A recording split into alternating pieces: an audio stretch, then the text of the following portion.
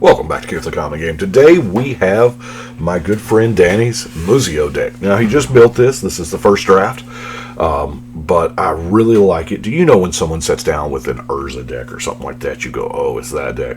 Muzzio doesn't draw that much attention at the table, so it is a very kind of under the radar for the first couple of turns until they figure out what you're doing. But so for 3 mana, we get a 1/3 human, 4 mana and tap him. Look at the top X cards of your library, where X is the highest CMC among artifacts you control. So if you've got a 6-drop, you can look at 6 cards. You may reveal an artifact card from among them and put it on the battlefield. Any artifact, doesn't matter what it costs. I was thinking weirdly, but the rest go to the bottom. So that's not bad. It's a blue artifact deck, and he has, I think, all the bells and whistles in here. Let's look at our mana ramp. Sure. He has, of course, Soul Ring, the Commander Sphere, because he might want to sack and draw that card. High Tide, which is a beautiful card in mono blue. Palladium Mirror acts like a Worn Power Stone, but it's, it's a creature, so. Expedition Map, Solum Simulacrum, and I want to talk about the Unwinding Clock, because being able to untap all your artifacts during every single untap step is beautiful, especially when he's got in here what he's got. Of course, he has the Michelson Lattice, which with the clock allows him to untap everything he's got. Now, the Lattice makes everything on the board an artifact, and yeah, colors don't matter, whatever. But the Lattice, there's so many pieces to this. It's beautiful. Of course, the Forge, making all your stuff indestructible, so you don't have any cares about combat or blocking or whatever. That's beautiful with the Lattice. Memnarch is also really good with Michelson's Lattice. Because normally to take that big threat you have to spend 3 to make it and spend 4 to take it. Well, if the Lattice is out, they're already artifacts, so you just 4 mana : take. And of course you start with taking their lands. I mean, that's just the common strategy with Memnarch. You take their lands so that you can have the mana to take more stuff, especially if they produce blue. But there's also, oh my gosh, Karn Silver Golem. It's a good card. With Michelson's Lattice out, it's an obscene card. Because with those two in play, you spend 1 mana to destroy a land. 1 mana : because all of their lands are artifacts, and you spend 1 mana to activate Karn to turn their land into a 0/0 creature. Yeah, it is disgusting. Anyway, that being said, let's get to the card draw, shall we? Of course, he has Rhystic Study, Mind's Eye, Ponder. Everybody loves that Howling Mine. And Future Sight. Now, I classify Future Sight as card draw every single time because it allows you access to more cards. You can play cards from the top of your library. And with library manipulation, like Sensei's Divining Top, you can actually work it to where you are getting multiple cards. Since he is already playing the Divining Top, he did put in the Counterbalance, because, why not? For that free recurable counterspell. It's nice. Before we get into the other stuff, let's look at the other category. You know me, I have an other category.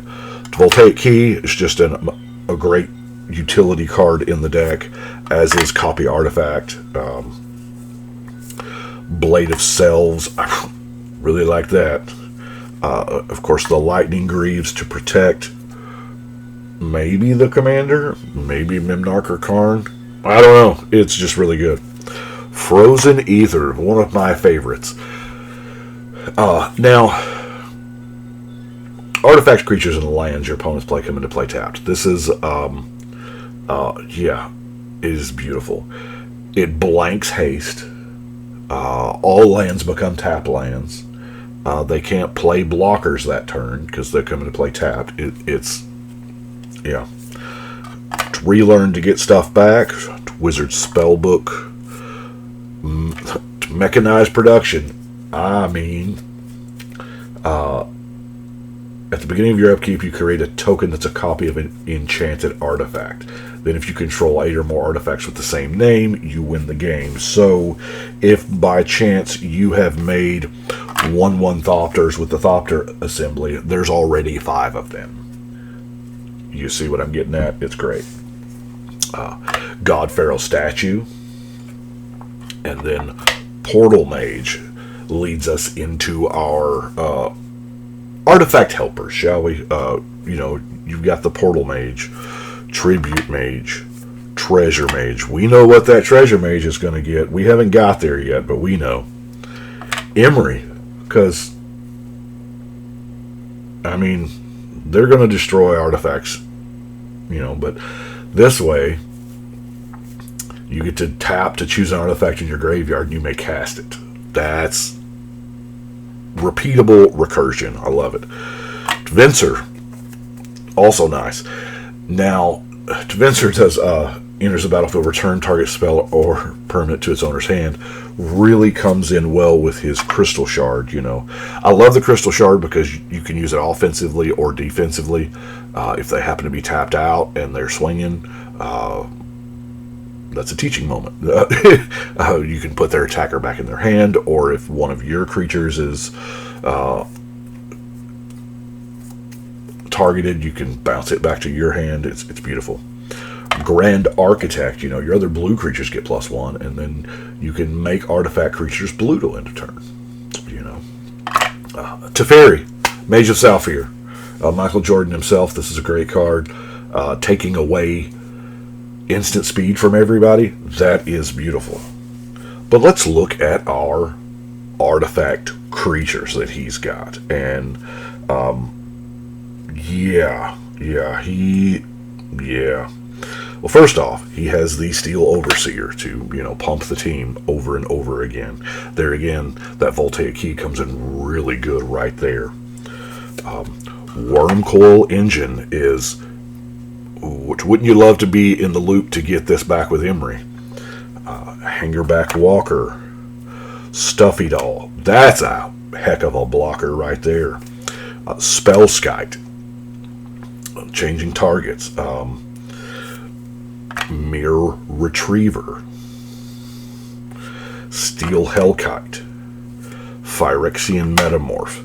And then what I'm going to, these last 5 are, I mean, the Phyrexian Triniform here, love this. Metalwork Colossus is just about free, which this works with the deck wonderfully, because if we, you know, it costs less where X is the total mana cost of your artifacts, right? So I've seen Danny get this out, you know, just early, turn 4, and then him activate and look at 11 cards. And that's when the big boys come out. The trio. The Platinum Empyrean. Your life total can't change. I don't care. And if you've got out the Forge and whatnot, you're in a pretty good position. We have the Iron Giant. Darksteel Colossus. I mean, 11/11 trample indestructible. This is good. But not as good as the one-shot robot here, of course. The Blightsteel Colossus is the pinnacle of the artifact creatures. I mean, you know. And then we have removal. Let's go through the counter magic removal first, shall we? He has Swan Song, Disallow, Cryptic Command, Counterspell, Force of Will, Pact of Negation, Remove Soul. It's better than you think. Mana Drain. And I'm going to classify Archmage's Charm as a counterspell because that's how I see it being used most of the time. But then he has nobody ever sees discard coming in blue. Amnesia is the mana cost in Commander is not that big a deal, but they drop everything that's not land. So, wow, if you are steady drawing a whole bunch of cards, this card's real. Now, I do count Glaring Spotlight as removal just simply because hexproof is a problem, and if you've got the Memnarch or the Capsize, the Spotlight turns off the hexproof. Of course, Ratchet Bomb is just great all around, especially with Emery can get it back, and it's great for token killers. But I want to talk about this last one, Acid Rain. Now, destroying mass land destruction is kind of frowned upon, but you know what? Because we all have this idea that mass land destruction is a no-no, that leaves green unchecked. Because green has the most ramp, and I realize excessive ramp, quote-unquote, is on the RC's radar. Not exactly sure how to fix it myself. I'm not there, but yeah, I don't have a problem with Acid Rain. Even if I'm the green player, I am probably have ramped out, over the course of the game, probably 5 to 6 lands faster than everybody else. And if I'm on turn 10 while everybody else is on turn 5, that can be a problem. So Acid Rain is really one of the only ways to fight back, that and Armageddon. And of course, Acid Rain doesn't hit you. And also, it's very thematic for the deck. Green and Artifacts have hated each other for a long time since, Urza did his thing. But, so yeah, it's okay for Green to hate Artifacts if Artifacts can hate Green. Anyway, now that I've sold you on Acid Rain, our non-basic lands. Of course, he has the Reliquary Tower. Buried Ruin is a good one to get that artifact back. Darksteel Citadel to up that count. Inkmoth Nexus. Inkmoth Nexus is not bad. Academy Runes, Minamo, Urza Saga, Mirror Pool, Labyrinth of Scophus, and lastly, Tolera West. Obviously, Tolera West going probably and getting all of the ones that we saw, and he has basic islands there. It's a good deck. I've played against it. It's really good. I have to play against this guy, so feel for me. I do appreciate it, and we will see y'all next time.